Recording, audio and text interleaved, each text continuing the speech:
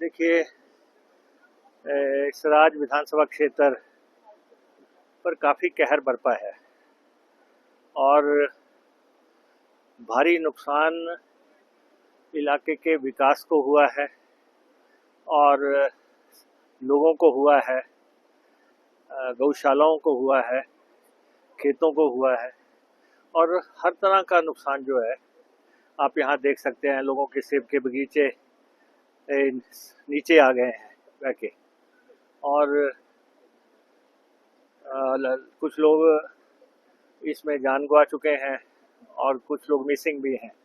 जो 30 के आसपास का आंकड़ा सिर्फ इसी कॉन्स्टिट्यूंसी का बताया जा रहा है। और अब इस समय हम शरण गांव में हैं। आप देखें कि पूरा सन्नाटा छाया हुआ है। लोगों में सारी जीवन की कमाई जब बर्बाद होती है वो उनके चेहरों से झलक रही है।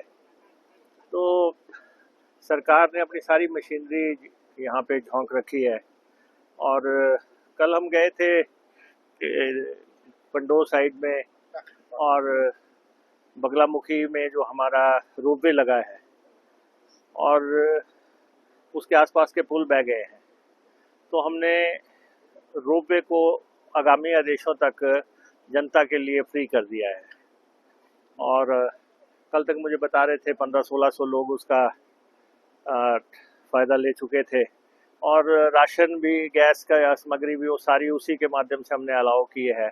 और हमने कॉल पे भी ये भी किया है कि अगर रात को किसी फैमिली को ज़रूरत पड़ती है, किसी लेडीज़ के लिए ज़रूरत पड़ती है तो कॉल पे भी हम रोपवे को की सर्विसेज देंगे। और आज सुबह हम गए थे, जो बाखली का ब्रिज बह गया है वो भी एक लाइफ लाइन है सराज कॉन्स्टिट्यूंसी की। तो वो तो हमने कहा है कि उस ब्रिज को जो है परमानेंट ब्रिज बनाने में तो बहुत टाइम लगेगा, लेकिन वैली ब्रिज जो है 60 मीटर तक वैली ब्रिज बन सकता है। तो कहीं ऐसी लोकेशन देखे जहाँ 60 मीटर से कम की दूरी हो तो वैली ब्रिज हम उपलब्ध करवा देंगे। आज सुबह से हम इस इलाके में हैं और यहाँ पे हम राहत शिविरों में भी गए हैं। हमारे जल शक्ति के जितने भी रेस्टोरेंट्स हैं, हमारे रेस्ट हाउसेज हैं और हमने वो सारे पब्लिक के लिए खोल दिए हैं। जहाँ जहाँ भी लोगों को राहत में टेम्परेरी राहत लेना है, बसेरा करना है, तो हम उनको वहाँ पे खाना भी बना रहे हैं और वहाँ पे हम सर्विसेज भी दे रहे हैं।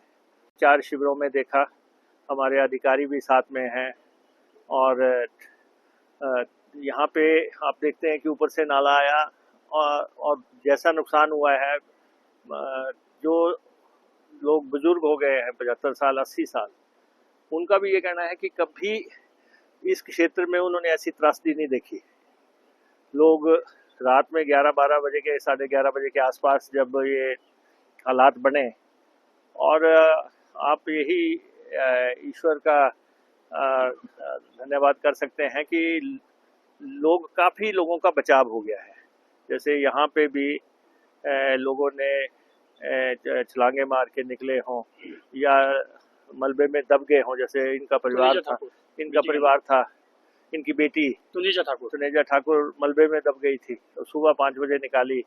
तो ऐसे बहुत लोग हैं जिनको ईश्वर ने जान बख्श दी और बाकी सारा तो बहाल हो जाएगा, लेकिन जान सबसे महत्वपूर्ण है।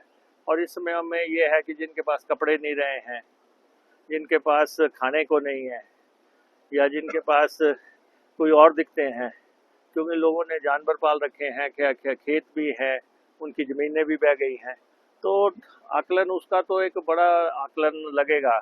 जैसे हमारी जल शक्ति विभाग की सबसे बड़ी स्कीम एक 121 करोड़ रुपए की है यहाँ। उस योजना को बहुत भारी नुकसान हुआ है। और दूसरी भी यहाँ की योजना भी मैं देख रहा था, पूरी तरह नुकसान हुआ है। तो हमारी कोशिश चल रही है कि हम बिजली को बहाल करें। बिजली बहाल होगी तब पानी बहाल होगा। तो खंबे यहाँ पे लाए गए हैं, लोग लगे हुए हैं सर्विसेज बहाल करने के लिए, पानी बहाल करने के लिए, सड़कें बहाल करने के लिए। कहाँ तक हम पहुँच पाते हैं, सुराग तक हम कैसे पहुँचते हैं, कोशिश है कि आज हम वहाँ तक पहुँच जाएं हमारी मशीनरी सारी वहाँ तक ले जाए। तो ऐसे संकट के मौके पे सरकार जनता के साथ है। हमारी पथ परिवहन निगम की गाड़ियों को भी हमने डायरेक्शन दी है, जहाँ भी किसी को लाने की जरूरत पड़ती है, जैसे बच्चे लाने थे, 100 से ज़्यादा बच्चे थे, उनको ट्रांसपोर्ट करना था, तो हमने 3 गाड़ियाँ भेजी, तो उनको ट्रांसपोर्ट किया, बख्तियार से ट्रांसपोर्ट किया। लेकिन गवर्नमेंट बिल्डिंग्स को तो जो नुकसान हुआ है वो तो सामने आप देखें, ITI है ये सामने, इसको भारी नुकसान हुआ है। और रास्ते में हम देख रहे थे वन विभाग ने जितने भी यहाँ पे कुटीर बनाए थे वो सारे जो है बह गए हैं। बादल भी फटे हैं और साथ में बारिश भी घंटों तक चली है और चट्टानें आई हैं, चट्टानों की वजह से नुकसान हुआ है।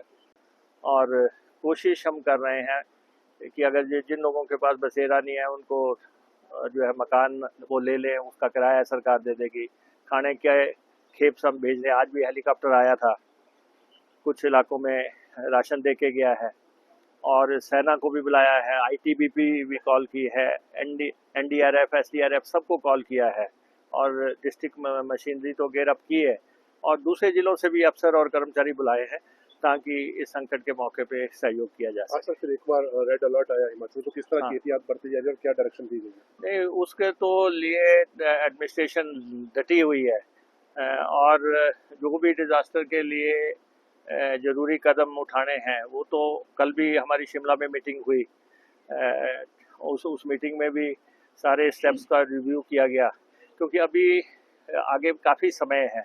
अभी तो हमारा सिराज, करसोग, नाचन, धर्मपुर इन क्षेत्रों में ये क्षेत्र चपेट में आए हैं।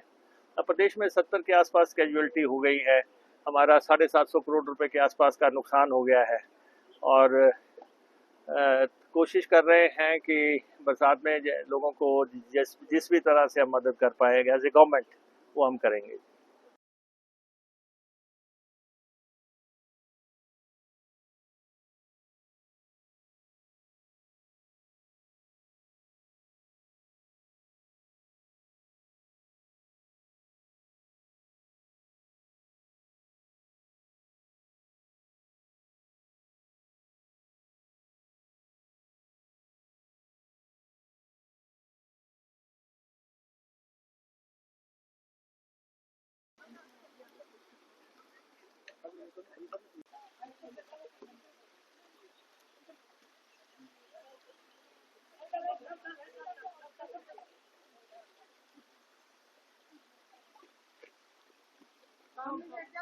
भाई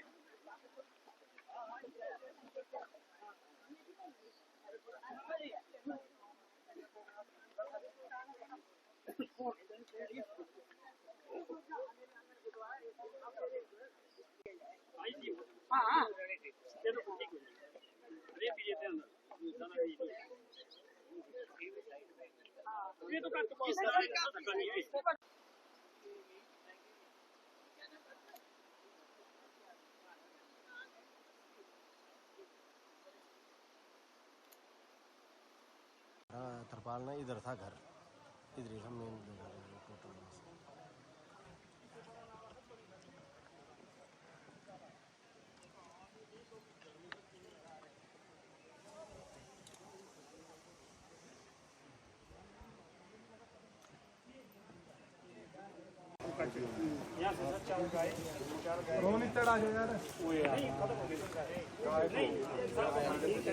वो मेरे मकान में आया डबल की फोटो साइड। यहाँ बस ये मेरे बुजुर्ग, मैं और एक बेटा हम बस में जिस वक्त देख रहा थी उसके बाद पानी जब नीचे चला गया, पानी चला यहाँ से पानी नाला और नाला पर 40 के ज्यादा जी अभी बहुत ज्यादा ये निकल गए उस टाइम। मैंने कल ही देखी आपकी वीडियो।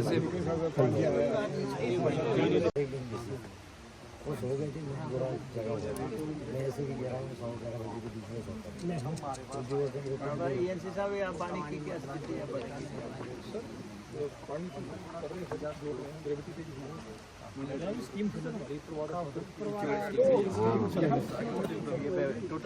डैम नहीं जाओगे पानी कहाँ से देंगे? सर हम नेचुरल सोर्स से पी रहे हैं सर। अच्छा है, साफ ऐसा नहीं है सर, नेचुरल सोर्स